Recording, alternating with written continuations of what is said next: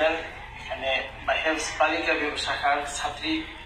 সে শনিবার দিন সকালে আমার কাছে আসছে। কয়টার দিকে আসলো এটা আমার খেয়াল নেই। আমি 9:15টার দিকে তার সবক শুনি।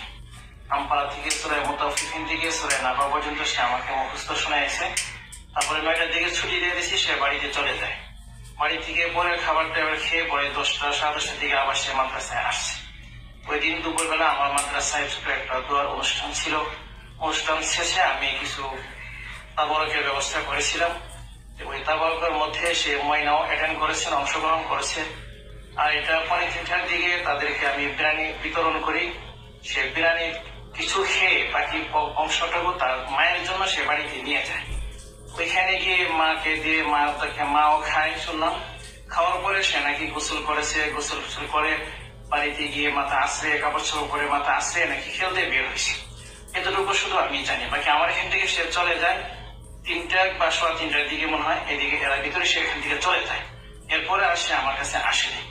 আমিও 3টার দিকে অনুষ্ঠান শেষ করে একটু সরাইলের দিকে চলে গেছিলাম। পরে আসার পরে রাত্রে 10টার দিকে এসে শুনছি যে তাকে খুঁজে পায় নাই।